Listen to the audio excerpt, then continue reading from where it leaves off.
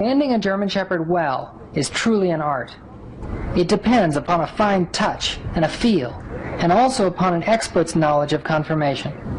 The handler should know exactly the strengths and the weaknesses of the dog he's working with, and know how the former can be emphasized and the latter pushed into the background. No one can learn this skill in any way other than years of practice, and certainly not just from watching a videotape. However, we can help you with some general guidelines about how best to present certain types of dogs. First, the double handler must of course stand somewhere ahead of the dog, holding the animal's attention so that he can be stood. Because the dog's expression shows more clearly and distinctly in a slightly three-quarter view rather than perfect profile, an astute handler and double handler team will stand the dog with the double handler offset slightly towards the judge. In this way, the judge can see the animal's full expression, both ears and the width of the skull, and so forth. In order to create a correct and attractive stand, keep a broad base on the front. The legs should drop straight down from the shoulders to the ground. In order to obtain this stance, it's very common to lift the dog slightly by the body, so that the relaxed front legs dangle free, and then settle the animal down on them in their natural placement. Further adjustments to the positioning of the front legs are made by holding the dog steady with one hand in the collar and using the other hand to set the legs. The better the dog's conformation, the less the handler will have to interfere with his front in order to make him look correct.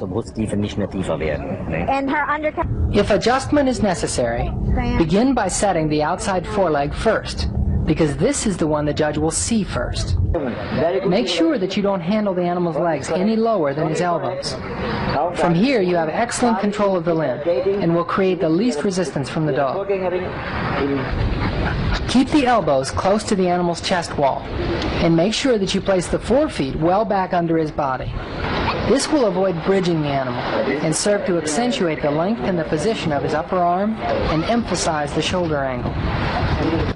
If the animal is somewhat slight and narrow in the chest, you can de-emphasize this fact by resetting the forefeet. Notice how, when stood naturally, this bitch looks narrow. However, she appears much more robust when the handler sets each foreleg in turn, moving them slightly out and making sure that the elbows don't pinch in.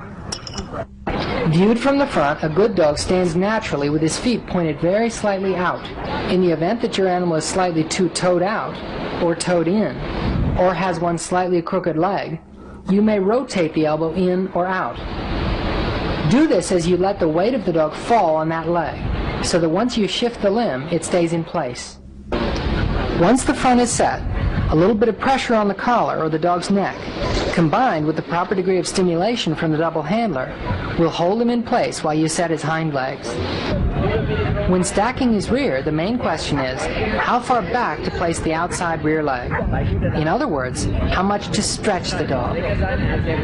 With the majority of high-quality German Shepherds, the most advantageous pose is seen when the outside rear leg is extended to the point where the hock stands approximately vertical to the ground, or at 90 degrees.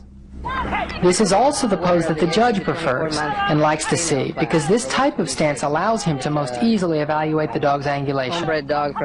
Whether you choose to stand your dog in this conventional way, or a little more extended, depends upon how he looks and feels best. A dog with very good or excellent structure, particularly if he has a nice sloping top line and high withers, should always be stood with his hock at close to 90 degrees.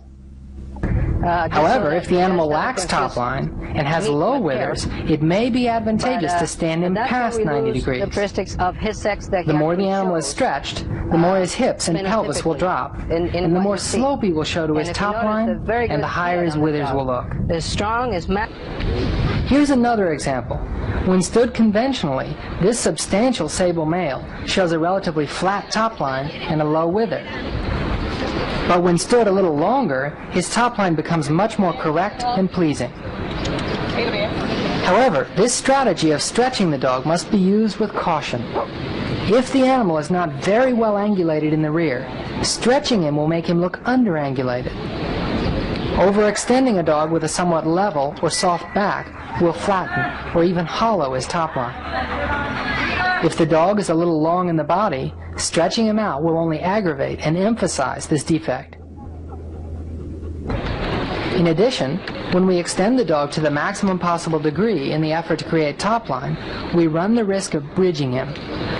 A bridged stand is not only ugly, it makes the animal's shoulder appear straighter than it is, and his pasterns appear softer than they are. Finally, keep in mind that overstretching the dog in the attempt to create a sloping top line will not really fool anybody with an experienced eye.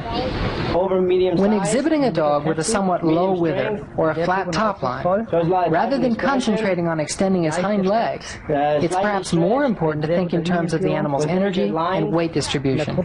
If he stands listlessly, with his hindquarters locked out at full extension, and his weight distributed evenly between front and rear, his top line will be at its least attractive.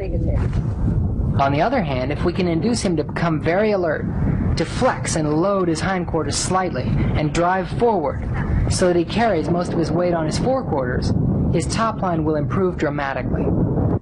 For example, this is probably our best view yet of this sable male. He stood conservatively, with his hock very close to 90 degrees. However, the favorable view of his top line is due to the fact that he's nicely energized, with his weight held over his forequarters,